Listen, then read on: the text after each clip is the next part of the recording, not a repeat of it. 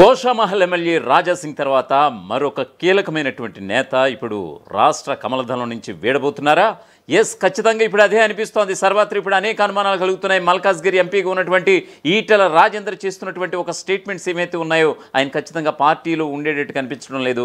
ఖచ్చితంగా ఆయన వెళ్ళిపోయే సూచనలు చాలా స్పష్టంగా కనిపిస్తున్నాయి. ఆయన మాటలు వింటే తెలుస్తోంది అని అంటూ కూడా చాలామంది కమలదళంలో ఉన్నటువంటి చాలామంది గుసగుసలాడుకుంటున్నటువంటి పరిస్థితి.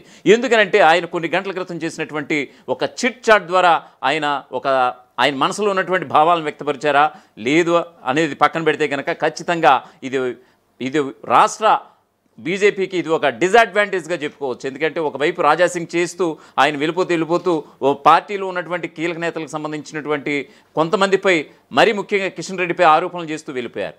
దాని తర్వాత మళ్ళీ ఇప్పుడు మరొక అణ్వాయుధంగా తయారయ్యారా నిజంగా వేరే పార్టీలకి, మరి ముఖ్యంగా సొంత పార్టీ స్వపక్షంలోనే విపక్షంలో తయారైనటువంటి కొంతమంది నేతలను బట్టి చూస్తే కనుక ఇక్కడ బీజేపీ ఎంపీగా ఉన్నటువంటి ఈటెల రాజేందర్ కూడా పార్టీపై నిజంగా తన అస్త్రాలను సైతం సిద్ధం చేసుకుని ఎక్కుపెడుతున్నటువంటి సందర్భాన్ని ఇక్కడ గుర్తు చేసుకోవాలి. ఆయన ఏమన్నారు అనేటువంటి మాటలు కూడా ఇక్కడ మనం పరిశీలిస్తే కనుక ఎస్, ఖచ్చితంగా ఆత్మగౌరవం లేకుంటే పదవులెంత, ఊడితే ఎంత, ఆ పదవులు ఉన్నా ఒకటే పోయినా ఒకటే అంటూ ఆయన డైరెక్ట్గా చేసినటువంటి ఒక స్టేట్మెంట్ నిజంగా ఇప్పుడు సర్వత్రా చర్చకు దారితీస్తోంది. ఎందుకంటే ఆయన రాష్ట్ర బీజేపీ అధ్యక్ష పదవి కోసం ఆశపడి భంగపడ్డారు. ఎస్, ఇది నేరుగా ఆయన డైరెక్ట్గా చేస్తున్నటువంటి కామెంట్సే కావచ్చు. ఇదే విషయంలో గోషామహల్ ఎమ్మెల్యే రాజాసింగ్ కూడా ఇక్కడ కొంతమంది కీలక నేతలు తీసుకున్నటువంటి రాష్ట్ర కీలక నేతలు తీసుకున్నటువంటి ఒక డిసైడ్మెంట్కి నిజంగా చాలామంది అంగీకారం తెలపలేనటువంటి నేతల్లో గోషామహల్ ఎమ్మెల్యే రాజాసింగ్ ఒకరు, దాని తర్వాత మరొక వైపు ఈటెల రాజేందర్ కూడా ఒకరు. సో గోషామహల్ ఎమ్మెల్యే రాజాసింగ్ తర్వాత మరొక విమర్శల ధోరణి పార్టీపై ఎక్కుపెడుతున్నారు అనేటువంటి లిస్టులు ఎవరైనా ఉన్నారంటే ఈటెల రాజేందర్. ఎస్, మొన్న కరీంనగర్ ఎంపీ బండి సంజయ్ కేంద్ర హోంశాఖ సహాయ మంత్రిగా ఉన్నారు. ఆయన్ని నేరుగా హుజూరాబాద్ నియోజకవర్గంలో ఆయన చేస్తున్నటువంటి పెత్తనాన్ని నిజంగా సహించలేక ఎందుకంటే కొంతమంది హుజూరాబాద్లో ఉన్నటువంటి కొంతమంది కీలక నేతలు ఈటెల రాజేందర్ దగ్గరికి వెళ్ళి వాపోవడం, ఈ క్రమంలో బండి సంజయ్పై ఆయన నేరుగా విమర్శలు ఎక్కుపెట్టినటువంటి సందర్భం చూసాం. ఎస్, ఖచ్చితంగా ఆయన ఉండే పరిస్థితి కనిపించడం లేదు. పార్టీలు ఈవేళ కాకపోతే రేపైనా ఖచ్చితంగా ఆయన పార్టీ నుంచి వచ్చేసే అవకాశాలు చాలా స్పష్టంగా కనిపిస్తున్నటువంటి ఈ తరుణాన కొన్ని గంటల్లో ఆయన చేసినటువంటి ఒక స్టేట్మెంట్, ఎవరైనా సరే నేను తెలంగాణ ఉద్యమంలోనే పార్టీ పదవులను కాదని ప్రజాక్షేత్రంలో ఎన్నికైనటువంటి పదవులను కాదని తృణప్రాయంగా వదులుకున్నటువంటి సందర్భాలు నా లైఫ్లో చాలా ఉన్నాయి. చాలా సందర్భాల్లో అయితే పక్కన పెడితే ఒక ఎమ్మెల్యే ఎవరైనా సరే 20 సంవత్సరాల్లో 4 సార్లు ఎమ్మెల్యేగా గెలుస్తారు. కానీ నేను ఒకే నియోజకవర్గం నుంచి 7 సార్లు ఎమ్మెల్యేగా గెలిచానంటే నేను ఆత్మగౌరవం దక్కకపోతే ఖచ్చితంగా ఎన్నిసార్లు రాజీనామా చేశానో ఇది ఒక మచ్చు తునకంటూ కూడా ఆయన చెప్పినటువంటి పరిస్థితి. సో ఆయన ఏమన్నారో అనేది మీరు ఖచ్చితంగా ఈ స్క్రీన్ మీద చూడండి, తొలి వెలుగు స్క్రీన్ పైన. నిజంగా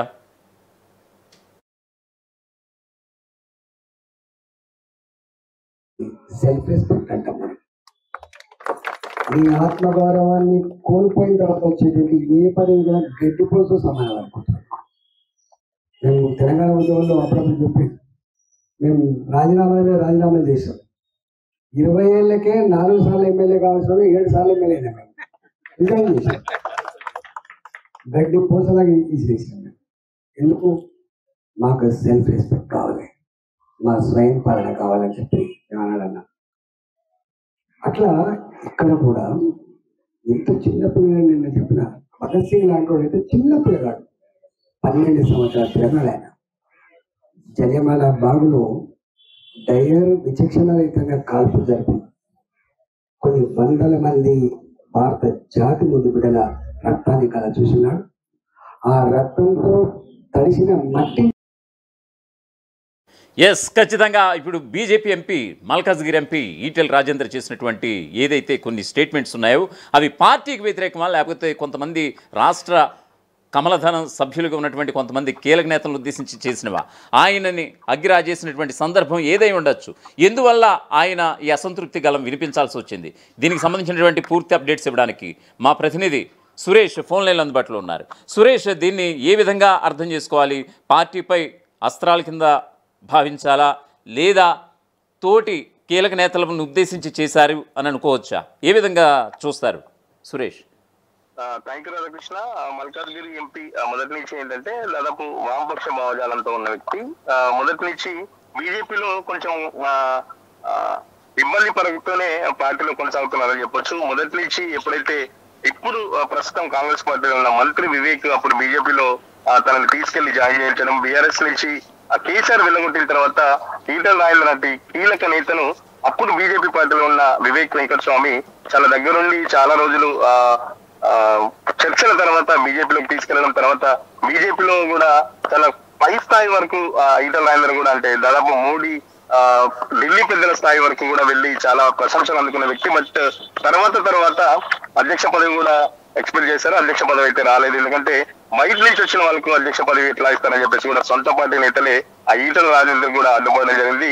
దాంట్లో అధ్యక్ష పదవికి ఎక్స్పెక్ట్ చేసిన దాంట్లో ఈటల రాజేందర్ కానీ అటు నిజామాబాద్ ఎంపీ ధర్మపురి అరవింద్ ఇట్లా డీకే అర్ణ ఇట్లా చాలా మంది నేతలు పోటీ పడ్డ చివరికి అనూహ్యంగా పార్టీ మొదటి నుంచి లాయల్ గా ఉంటాడని చెప్పేసి బీజేపీ నేత గతంలో ఎమ్మెల్సీగా పనిచేసిన ఎన్ రామచంద్రరావు కట్టబడడంతో చాలా వరకు అందరూ సైలెంట్ అయిపోయారు. బట్ ఈటల రాజేందర్ మాత్రం అప్పటి నుంచి చాలా ఇబ్బందులు పడుతూనే ఉన్నాడు. కాళేశ్వరం సంబంధించి కూడా బీజేపీ అంత ఒక స్టాండ్ తీసుకుంటే కేసీఆర్ ని కూడా కొంచెం అందరి నేతలు కారణాలు చేస్తుంటే మాత్రం ఈటల రాజేందర్ కాపాడే ప్రయత్నం చేశారు. కాళేశ్వరం సంబంధించి అవినీతి ఏదైనా జరిగితే దానికి సంబంధించి సిబిఐకి అప్పగించండి, అవినీతి జరిగితే ఖచ్చితంగా దాని మీద చర్యలు తీసుకోవాల్సిందే. బట్ కాళేశ్వరం మాత్రం తెలంగాణ పాలిట కల్పతరు, కాళేశ్వరం గొప్పతనం మీకు ఏం తెలియదు, మాకు తెలుసు. ఎందుకంటే ఆ ప్రాంతాల నుంచి వచ్చిన వాళ్ళ మా నియోజకవర్గంలో నీటి గురించి ఎంత ఇబ్బందులు పడ్డామో మాకు తెలుసు అంటూ కాళేశ్వరం సంబంధించి ఎపిసోడ్ లో కూడా కంప్లీట్ పార్టీకి విభిన్నంగా మాట్లాడడం కూడా జరిగింది.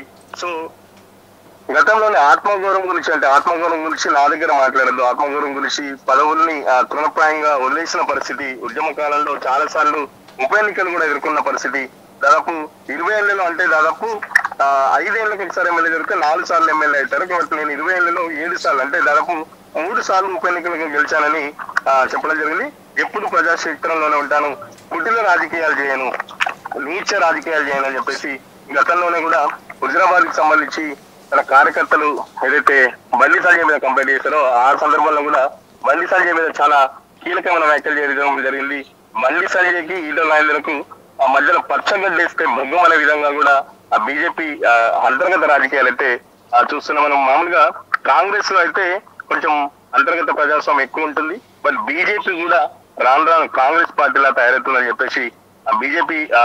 మరొక వైపు సురేష్, ఇప్పుడు రాష్ట్ర కీలక నేతల ధోరణి ఇతను నచ్చకపోవచ్చు. ఎందుకంటే ఆయన ఆల్రెడీ బీఆర్ఎస్ నుంచి వచ్చి అంటే సొంతంగా పార్టీ పెడదామని అనుకుని ఉన్నారనేటువంటి వార్తలు కూడా మనం చూసాం. ఎందుకంటే ముదిరాజ్ వర్గానికి సంబంధించి కీలక నేతగా ఉన్నారు. సో రాష్ట్రంలో బీసీ వర్గం సామాజిక వర్గం సభ్యులే చాలా సామాజిక వర్గానికి చెందినటువంటి ఓట్ బ్యాంక్ చాలా ఎక్కువగా ఉంది. ప్రతి ఒక్క పార్టీ ఇప్పుడు బీసీ కార్డుని అందిపుచ్చుకున్నటువంటి సందర్భం. ఇప్పుడు మొన్న కాంగ్రెస్ పార్టీ చూసుకుంటే కనుక బీసీలకి 42% కావచ్చు. ఏదైనా ఇవన్నీ టోటల్లీ పక్కన పెడితే కనుక ఖచ్చితంగా ఆయన పార్టీ పెడదాం అనుకున్నారు, అది కుదరలేదు. మొత్తం మీద ఒక కీలకమైనటువంటి పోస్ట్ వస్తుందని ఆశించి ఇటు బీజేపీలోకి వచ్చారు. సో ఈ క్రమంలో రాష్ట్ర అధ్యక్ష పదవి ఆశించారు అనేటువంటి ఒక క్రమంలో ఆ అనుమానాలు వచ్చినటువంటి సందర్భం ఆయన నిజంగా మనస్తాపానికి గురయ్యారు. సో ఈ క్రమంలోనే ఇటువంటి స్టేట్మెంట్ చేస్తున్నారు అనేది ఒకటి. సో ఢిల్లీలో సాక్షాత్తు ఇక్కడ ఉన్నటువంటి రాష్ట్ర కీలక నేతలే ఢిల్లీలో ఆయన ఒక పరువు పోయేలాగా ఈ మధ్యకాలంలో రాజ్నాథ్ సింగ్ దగ్గర ఎక్కడో చిన్నగా వ్యవహరించారా, ఆయన కొంచెం మనస్తాపం చెందారనేది కూడా తెలుస్తుంది. దీనికి సంబంధించి ఏమన్నా అప్డేట్స్ ఉన్నాయా సురేష్? అంటే మొదటి నుంచి బీజేపీ పార్టీలో కూడా ఎప్పుడైతే కేసీఆర్ ఇబ్బందులు పెట్టారో అటు ఆర్థికంగా రాజకీయంగా చాలా ఇబ్బంది పెడుతున్నారు. కాబట్టి కాంగ్రెస్ వెళ్ళలేని పరిస్థితి. ఒకవేళ బీఆర్ఎస్ ఎదుర్కోవాలంటే అది ఖచ్చితంగా బీజేపీతోనే సాధ్యం అని చెప్పేసి నిర్ణయించుకున్న ఈటల అందరూ బీజేపీకి రావడం. బట్ బీజేపీలో చేరినప్పటి నుంచి దాదాపు ఎమ్మెల్యే లేని పరిస్థితి ఉంది. ఇక్కడున్న నేతలు కూడా ఇప్పుడు బండి సంజయ్ కానీ లేకపోతే ధర్మపురి అరవింద్ వీళ్ళు కూడా బీసీ సామాజిక వర్గాలు చెందిన వాళ్ళే. బట్ ఈటల రాజేందర్ని చాలా ఇబ్బందులు పెడుతున్నారు. అతను చాలా సీనియర్, చాలా 2 సార్లు మంత్రిగా పనిచేశారు, చాలా సార్లు ఎమ్మెల్యేగా పనిచేశారు, ఎమ్మెల్యేగా పనిచేయడం జరిగింది. సో ఎక్స్పీరియన్స్ పరంగా చూస్తే నా అంత సీనియర్ లేదు అని చెప్పేసి ఈటల రాజేందర్ కూడా మాట్లాడడం. బట్ నీ ఎక్స్పీరియన్స్ అంతా ఇక్కడ బీజేపీలో పనిచేయదు, మేము మొదటి నుంచి ఉన్నాము, మొదటి నుంచి పార్టీలో ఉన్న వాళ్ళకి ప్రయారిటీ ఉంటుందని చెప్పేసి కూడా ఇటు బండి సంజయ్ కానీ మీ భావజాలం వేరు అని చెప్పేసి కూడా బీజేపీకి సంబంధించిన భావజాలంకు మీరు ఇవ్వలేరు అనుకుంటే కూడా బండి సంజయ్ కూడా చాలా సందర్భాల్లో ఈటల రాజేందర్ కు కౌంటర్ ఇచ్చే ప్రయత్నం చేశారు. పదవి రాకపోయినా కనీసం అంటే కాంప్రమైజ్ అవుదామన్నా కూడా ఈటల రాజేందర్ని ఏదో రకంగా పార్టీ నేతలు అయితే ఇబ్బంది పెడుతున్న పరిస్థితి. కనీసం గౌరవం, కనీస మర్యాద కూడా ఇవ్వట్లేదు. ఏదైనా పార్టీ ప్రోగ్రామ్ కూడా కనీసం ఇన్ఫర్మేషన్ ఇవ్వట్లేదు అని చెప్పేసి కూడా తన అన్నయ్య దగ్గర చెప్పుకుంటున్న పరిస్థితి. సో ఈటల రాజేందర్ చూస్తుంటే అంటే మొన్న గోషామాల్ ఎమ్మెల్యే కూడా పార్టీ నాయకత్వం సంబంధించారు. కిషన్ రెడ్డి కానీ పార్టీ ఈ రాష్ట్రంలో నేతలు బీజేపీ పార్టీని అధికారంలోకి తీసుకురానివ్వరు. ఏదైతే మొన్న గౌతమ్ రావు ఏదైతే ఎమ్మెల్సీ ఎన్నికకు సంబంధించి కూడా అసలు గౌతమ్ రావు ఎవరు, హైదరాబాద్ లో ఈయనకిస్తే ఎమ్మెల్సీ గెలుస్తాడని చెప్పేసి కూడా చాలా కీలకమైన కామెంట్లు చేయడం జరిగింది. ఒక పక్కన గోషామాల్ ఎమ్మెల్యే కామెంట్స్ మర్చిపోకముందుకే మళ్ళీ ఈటల రాజేందర్ కూడా ఇట్లా పార్టీకి సంబంధించి అలకమాలడం ఇట్లా సంబంధించిన కార్యక్రమాలు అయితే బీజేపీకి కొంచెం అయితే ఇబ్బంది పెడుతున్న పరిస్థితి అని చెప్పుకోవచ్చు. మరొక వైపు ఈటెలు గనక ఒకవేళ బీజేపీకి గుడ్ బై చెప్పేస్తే తదుపరి వేదికలు ఏమై ఉండొచ్చు అంటే అల్టిమేట్గా ఏమై ఉండొచ్చు? అయితే సొంత పార్టీ పెట్టుకోవాలి, లేదంటే కనుక కాంగ్రెస్ వైపు చూడాలి, లేదంటే కనుక ఇతర పార్టీలు ఏమన్నా అతను ఆకర్షించే పనులు ఏమన్నా ఉన్నాయంటారా సురేష్? నాకు తెలిసి ఇప్పటికిప్పుడైతే అటువంటి నిర్ణయం అయితే తీసుకోరు, ఎందుకంటే ఎలక్షన్లకు ఇంకా చాలా టైం అయింది. సో ఇప్పటికే బీసీలకు సంబంధించి పార్టీలు అయితే ఆల్రెడీ నిన్ననే కొత్తగా తీర్మానం వల్ల ఒక కొత్త పార్టీ పెట్టడం జరిగింది. సో మళ్ళీ నాకు తెలిసి ఆయన కాంగ్రెస్ పార్టీకి వెళ్ళే అవసరం ఉండకపోవచ్చు. ఒకవేళ వెళ్తే మళ్ళీ గర్భాపసి అంటూ టీఆర్ఎస్ కే వచ్చే అవకాశాలు ఎక్కువ ఉన్నాయి. అది రాజీనామా చేసిన తరుణంలో. కానీ ఇప్పటికిప్పుడైతే రాజీనామా చేసే ఆలోచనలు అయితే ఈటల రాజేందర్ లేదు. బట్ చాలా ఓపిక్ గా కూడా ఈటల రాజేందర్ అయితే చాలా వివరిస్తున్న పరిస్థితి. ఎంత అవమానాలైనా చాలా ఓపిక్ గా చూస్తున్న పరిస్థితి.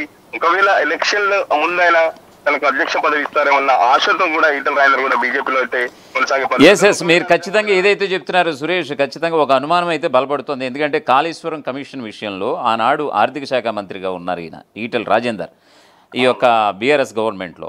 సో సాగునీటి శాఖ మంత్రిగా హరీష్ రావు ఉన్నారు, అధినేతగా కేసీఆర్ ఉన్నారు ముఖ్యమంత్రిగా. సో వీళ్ళందరూ కూడా ఏదైతే జస్టిస్ పీసీ ఘోష్ కమిషన్ ఎదుట ముగ్గురు కూడా పరస్పర విరుద్ధ ప్రకటనలు కాకుండా ముగ్గురు కూడా ఏకతాటి మీద ఉండటం నిజంగా అనేక అనుమానాలకు తావిస్తోంది. ఈ క్రమంలో ఖచ్చితంగా పాజిటివ్గా ఉండే అవకాశం ఉందా?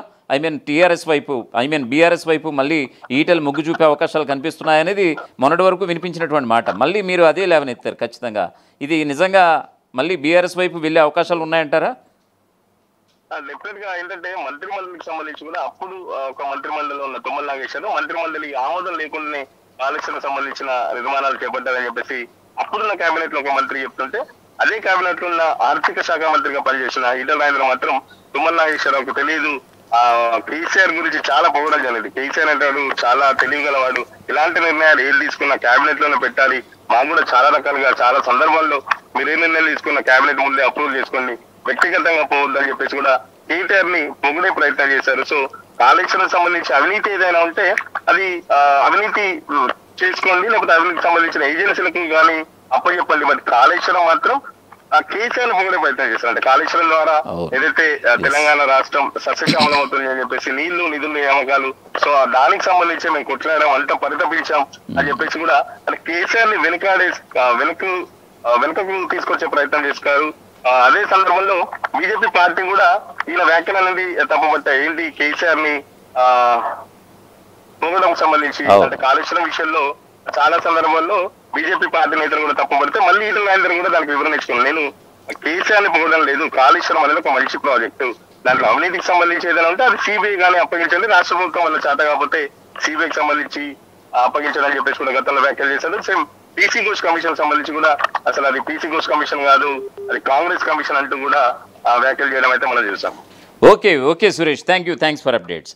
మొత్తానికి ఇది పరిస్థితి. రేపో మాపో ఖచ్చితంగా ఆయన పార్టీ నుంచి వెళ్ళిపోయే అవకాశాలు ఉన్నాయా ఎంపీ ఈటెల? నిజంగా అనేక అనుమానాలు కలుగుతున్నాయి. దీనికి సంబంధించి ఎందుకంటే ఆయన ఇచ్చినటువంటి స్టేట్మెంట్స్ ఏమైతే ఉన్నాయో, ఆత్మగౌరవం కోల్పోతే పదవులు ఉంటే ఎంత పోతే ఎంత, ఆత్మగౌరవం అనేది చాలా ముఖ్యం ఎవరికైనా సరే, అందులోని నాలాంటి వాళ్ళకి చాలా ఆత్మగౌరవం అనేది చాలా చాలా ముఖ్యం అంటూ కూడా ఆయన చెప్పుకురావడం. ఎందుకంటే మావోయిస్ట్ భావజాలం ఉన్నటువంటి ఒక వ్యక్తి ఈ స్టేట్మెంట్స్ ఇవ్వడం అనేది ఖచ్చితంగా ఆయన మనసును ఉచ్చుకునేలాగా నిజంగా బీజేపీలో ఉన్నటువంటి రాష్ట్ర పెద్దలు చేశారా? ఇలాగా అనేక అనుమానాలు అయితే కలుగుతున్నాయి. మరొక వైపు ఆయన కనుక పార్టీ కనుక గుడ్ బై చెప్పేస్తే, బీజేపీకి రాష్ట్ర బీజేపీకి గుడ్ బై చెప్పేస్తే వేరే పార్టీ ఏమై ఉంటుందనేటువంటి అనేక అనుమానాలు కూడా లేకపోలేదు. ఖచ్చితంగా మరొక వైపు బీఆర్ఎస్కి వెళ్ళే అవకాశాలు ఖచ్చితంగా కనిపిస్తున్నాయి అనేటువంటి వాదన కూడా మొన్నటికి మొన్న కాళేశ్వరం కమిషన్ విషయంలో కూడా అది తేటతెల్లమైంది ఖచ్చితంగా. ఎందుకంటే ఎక్కడ కూడా ఆనాటి బీఆర్ఎస్ ప్రభుత్వం తీసుకున్నటువంటి నిర్ణయం చాలా మంచి నిర్ణయం. కొన్ని లక్షలాది ఎకరాలకి సాగునీరు అందించే దిశగా కాళేశ్వరం ప్రాజెక్టు మేము చేపడితే ఆ రోజు నేను ఆర్థిక మంత్రిగా ఉన్నాను. ఆ విషయాలన్నీ నాకు తెలుసు. అది ఒక మంచి ప్రాజెక్టు, నిజంగా రైతులు బాగుపడే ప్రాజెక్టుని ఇంతలాగా ఈ కాంగ్రెస్ ప్రభుత్వం కుట్రలతోటి ఇంతలా చేస్తూ నిజంగా అది నీరుగార్చడం అంటే చాలా బాధాకరం అంటూ కూడా పరోక్షంగా బీఆర్ఎస్ సర్కార్ని పొగుడుతూ ఆనాటి బీఆర్ఎస్ సర్కార్ని పొగడడం అనేది అనేక అనుమానాలు దావిస్తుంది. ఏదేమైనా సరే నిజంగా ఇప్పటికిప్పుడు బీజేపీ ఎంపీగా ఉన్నటువంటి ఆయన నిజంగా పార్టీ గుడ్ బై చెప్పేస్తే కనుక, అటు పదవికి గుడ్ బై చెప్పేస్తే కనుక పరోక్షంగా బీఆర్ఎస్ అనేది ఆయనకి ఉంది. ఆ స్థానం, ఆ గౌరవం, ఆ సముచితమైనటువంటి ఆ గౌరవం ఇప్పటికీ కూడా బీఆర్ఎస్లో ఉంది. సో ఈ క్రమంలో ఎక్కడా కూడా ఆయన బీజేపీ ఎంపీగా ఉన్నటువంటి ఈటెల రాజేంద్రపై ఇప్పటికీ కూడా ఒకవైపు బీఆర్ఎస్ వర్కింగ్ ప్రెసిడెంట్ కేటీఆర్ కావచ్చు, పార్టీ అధినేత కేసీఆర్ కావచ్చు, ఎక్కడ పల్లెత్తు మాట కూడా అనకపోవడం అనేది, ఎక్కడ చిన్న మాట విమర్శలు ఆరోపణలు ఆయనపై చేయకపోవడం, మరోవైపు ఈయన కూడా ఈటెల రాజేంద్ర కూడా ఎక్కడ కూడా అంటే ఏదో 1-2 సందర్భాల్లో తప్ప మిగతా పెద్ద వేదికల మీద పెద్ద పెద్ద ఆరోపణలు కానీ విమర్శలు కానీ చేసినటువంటి సందర్భం ఎక్కడ లేకపోవడం చూస్తుంటే ఖచ్చితంగా ఆయన ఈవేళ రేపు బీజేపీకి గుడ్ బై చెప్పేస్తారా అనేటువంటి అనుమానాలు పక్కన పెడితే ఎస్ ఖచ్చితంగా ఆయన ఒక వేదిక, పాత వేదికే ఉంది, ఖచ్చితంగా అది బీఆర్ఎస్ఏ అనేటువంటిది ఒక ప్రధానంగా వినిపిస్తోంది. మరి చూడాలి, మరి దీని అన్ని అనుమానాలకి క్లారిటీ ఇవ్వాల్సింది ఖచ్చితంగా ఇప్పుడు ఈటెల రాజేంద్రే కాబట్టి మరి ఆయన స్టేట్మెంట్ మీద ఆధారపడి ఉంటుంది ఏ విధంగా ఆయన రాజకీయ భవితవ్యం ఇక ముందు ఏ విధంగా పోతుందనేది. సో వెయిట్ చేయాలి మరి, ఎందుకంటే ఎన్నో ప్రశ్నలు ఎన్నో అనుమానాలు ఈ అన్నిటికీ కూడా తెరదించాలంటే కనుక ఖచ్చితంగా బీజేపీ ఎంపీ ఈటెల రాజేంద్రే మీడియా ముఖంగా వచ్చి మాట్లాడాల్సింది.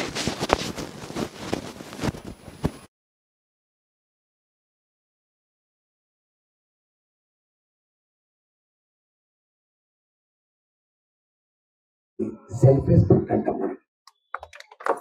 నీ ఆత్మగౌరవాన్ని కోల్పోయిన తర్వాత వచ్చేటువంటి ఏ పని కూడా గడ్డిపోతూ సమానం అనుకుంటున్నాం. మేము తెలంగాణ ఉద్యోగంలో అప్పుడప్పుడు చెప్పేది, మేము రాజీనామా చేసాం. 20 ఏళ్ళకే 4 సార్లు ఎమ్మెల్యే కావాల్సిన 7 సార్లు ఎమ్మెల్యేనా మేము రిజైన్ చేసాం. గడ్డి పోసలాగా తీసేసాం. ఎందుకు?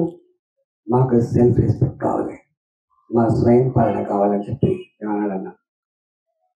అట్లా ఇక్కడ కూడా ఎంత చిన్న పిల్లలు నిన్న చెప్పిన భగత్ సింగ్ లాంటి వాడు అయితే చిన్న పిల్లగాడు, 12 సంవత్సరాల పిల్లగాడు. ఆయన జలియన్వాలా బాగులో డయర్ విచక్షణరహితంగా కాల్పు జరిపి కొన్ని వందల మంది భారత జాతి ముందు బిడ్డల అసలైన తొలి వెలుగు.